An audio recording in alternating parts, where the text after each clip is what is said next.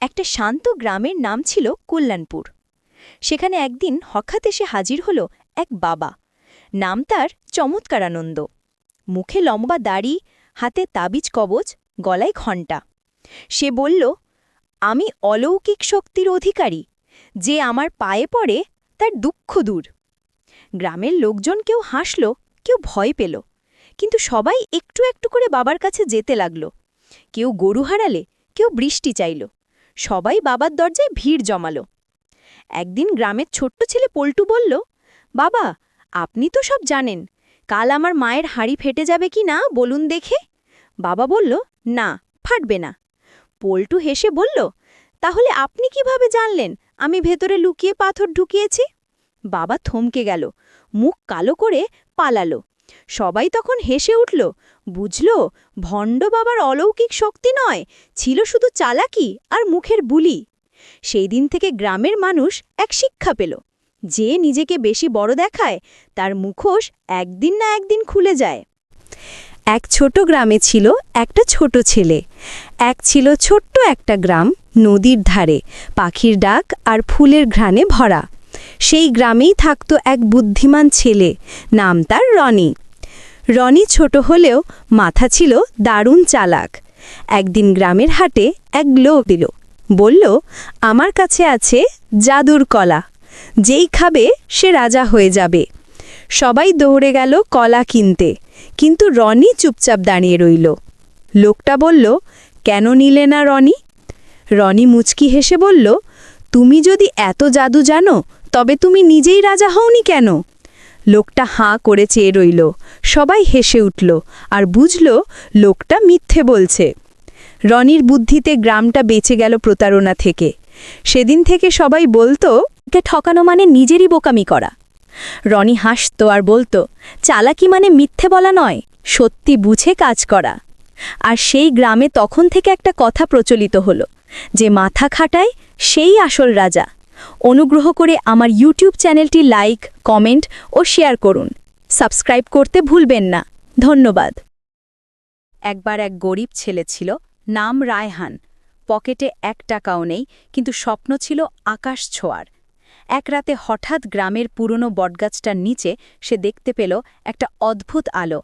সাহস করে এগিয়ে গেল আর শুনল একটা কণ্ঠ, তুই যদি ভয় না পাস, তোর ভাগ্য বদলে যাবে। রায়হান ভয়ে কাঁপলেও বলল, আমি ভয় পাই না। বাতাস হু হু করে বয়ে গেল। মাটির নিচ থেকে বের হলো একটা পুরনো কাঠের বাক্স। তার ভিতরে না সোনা না রূপা, বরং ছিল একটা ছোট নোট। তোর সবচেয়ে বড় সম্পদ তোর পরিশ্রম। রায়হান প্রথমে হতাশ হল, কিন্তু পরের দিন থেকেই সে বদলে গেল। দিন রাত পরিশ্রম করে, নিজের একটা দোকান খোলে, মানুষকে ঠকায় না, হাসি মুখে কাজ করে। 1 বছর না যেতেই রায়হান হয়ে গেল গ্রামের সবচেয়ে ধনী আর প্রিয় মানুষ। শেষে সবাই জিজ্ঞাসা করল, তুই এক রাতে কিভাবে বড়লোক হলি? রায়হান হেসে বলল, আমি এক রাতে পরিশ্রমে বিশ্বাস করা শিখেছিলাম। পাহাড়ির পাড়ে এক ছোট্ট কুঁড়ে ঘরে থাকত এক বুড়িমা, নাম তার আমেনা। সাদা চুলে বাতাস লাগলেই মনে হতো যেন তুলুর মেঘ উঠছে। সারা জীবন খেটে খেয়ে ছেলে মেয়েদের মানুষ করেছে। আজ সবাই শহরে চাকরির ব্যস্ততায়, কেউই আর ফিরে তাকায় না। প্রতিদিন বিকেলে আমেনা মা উঠোনে বসে হাঁড়িতে ভাত ঢালে দুজনের জন্য, একটা নিজের, একটা রাহিমের জন্য। রাহিম তার ছোট ছেলে, যেদিন শহরে চলে গেল সেদিন বলেছিল, মা, আমি টাকা পাঠাবো, তুমি একা কষ্ট করো না। কিন্তু সেই টাকা আজও আসে না। তবু মা প্রতিদিন হাঁড়িতে ভাত ঢালে, হাসে, বলে, আজ না হয় দেরি হবে, কাল ঠিক আসবে আমার রাহিম। রাতে বাতির নিচে সেই ঠান্ডা ভাতের পাশে বসে বলে, খা বাবা, ঠান্ডা হয়ে গেল। কাঁপা হাতে চোখ মুছে নেয়, কিন্তু চোখের পানি থামে না। আকাশের দিকে তাকিয়ে শুধু বলে, হে আল্লাহ, আমার রাহিম যেন ভালো থাকে। সেই পাহাড়ের বাতাস আজও কাঁদে, যেন প্রতিদিন কেউ না কেউ বলে ওঠে, মায়ের অপেক্ষার শেষ নেই। গল্পটি ভালো লাগলে চ্যানেলটিকে সাবস্ক্রাইব করে দিয়ে বেল বাটনটি অন করে দিবেন। পাহাড়ির পাড়ে এক ছোট্ট কুঁড়ে ঘরে থাকত এক বুড়িমা, নাম তার আমেনা। সাদা চুলে বাতাস লাগলেই মনে হতো যেন তুলুর মেঘ উঠছে। সারা জীবন খেটে খেয়ে ছেলে মেয়েদের মানুষ করেছে। আজ সবাই শহরে চাকরির ব্যস্ততায়, কেউই আর ফিরে তাকায় না। প্রতিদিন বিকেলে আমেনা মা উঠোনে বসে হাঁড়িতে ভাত ঢালে দুজনের জন্য, একটা নিজের, একটা রাহিমের জন্য। রাহিম তার ছোট ছেলে, যেদিন শহরে চলে গেল সেদিন বলেছিল, মা, আমি টাকা পাঠাবো, তুমি একা কষ্ট করো না। কিন্তু সেই টাকা আজও আসে না। তবু মা প্রতিদিন হাঁড়িতে ভাত ঢালে, হাসে, বলে, আজ না হয় দেরি হবে, কাল ঠিক আসবে আমার রাহিম। রাতে বাতির নিচে সেই ঠান্ডা ভাতের পাশে বসে বলে, খা বাবা, ঠান্ডা হয়ে গেল। কাঁপা হাতে চোখ মুছে নেয়, কিন্তু চোখের পানি থামে না। আকাশের দিকে তাকিয়ে শুধু বলে, হে আল্লাহ, আমার রাহিম যেন ভালো থাকে। সেই পাহাড়ের বাতাস আজও কাঁদে, যেন প্রতিদিন কেউ না কেউ বলে ওঠে, মায়ের অপেক্ষার শেষ নেই। গল্পটি ভালো লাগলে চ্যানেলটিকে সাবস্ক্রাইব কর দিয়ে বেল বাটনটি অন করে দিবেন। একটা ছোট্ট সুন্দর গ্রাম ছিল, নাম তার মিষ্টি গ্রাম। সেখানে সবাই খুব শান্তিপ্রিয়, শুধু একজন ছাড়া, তার নাম গাজা গোপাল।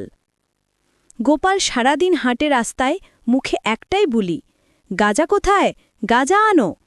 শিশুরা হাসে, বড়রা রেগে যায়, কিন্তু গোপাল একটুও বদলায় না। একদিন গ্রামের মোড়ের বড় বটতলায় গোপাল বসেছিল। হঠাৎ এক ছোট ছেলে বলল, গোপাল কাকা, গাঁজা কি? গোপাল চোখ বড় বড় করে বলল, গাঁজা মানে? আহ, সুখের ধোঁয়া। ছেলেটা হেসে বলল, তাহলে সুখ তো ধোঁয়ায় উড়ে যায় কাকা। সবাই হেসে গড়িয়ে পড়ল। গোপাল চুপ করে বসে রইল। সেদিন তার মনে একটা আলো জ্বলে উঠল। পরের দিন থেকে গোপাল বলল, গাঁজা না, এখন আমি গাজর চাষ করব। গ্রামে হাসির রোল পড়ে গেল, কিন্তু গোপাল সত্যি কথা রাখল। 1 বছর পর তার গাজরই হল গ্রামের সেরা ফসল। এখন গ্রামের সবাই তাকে ডাকে গাজর গোপাল। আর গোপাল গর্ব করে বলে, ধোঁয়া না, ফসলেই সুখ। আমার ইউটিউব চ্যানেলটি লাইক, কমেন্ট, শেয়ার করুন এবং সাবস্ক্রাইব করতে ভুলবেন না। ধন্যবাদ। বাইরে টিপটিপ বৃষ্টি, জানালার পাশে বসে অর্পা চুপচাপ চা খাচ্ছে। হাতে পুরনো একটা ডায়েরি, পাতাগুলোয় ভেজা স্মৃতি। হঠাৎ এক টুকরো কাগজ উড়ে মেঝেতে পড়ল। ফ্যাকাশে রং, কিন্তু অক্ষরগুলো এখনও জলজল করছে। তোমার হাসিটা আমার সারাদিনের আলো। লিখেছিল পাশের বাড়ির রিফাত, আজ থেকে ঠিক 5 বছর আগে। অর্পার চোখে হালকা হাসি, মনে পড়ে যায় সেই দিনগুলো। দুজনের মাঝে শুধু একটা দেয়াল, তবু চোখে চোখে কত গল্প জমত। প্রতিদিন সন্ধ্যায় ছাদের ধারে দাঁড়িয়ে দুজনেই বৃষ্টির অপেক্ষা করত। বৃষ্টি মানেই তখন কথা বলার অজুহাত। আজও বৃষ্টি পড়ছে, জানালায় টুপটাপ শব্দ। অর্পা জানালো খুলে তাকাতেই রিফাত ছাতা হাতে দাঁড়িয়ে হাসছে আগের মতোই। এইবার কি বলবে, না আবার ডায়েরিতেই রেখে দেবে? অর্পার মুখে এক চিলতে লাজুক হাসি। বৃষ্টি থামেনি, শুধু পুরনো ভালোবাসাটা আবার নতুন করে ভিজে উঠল।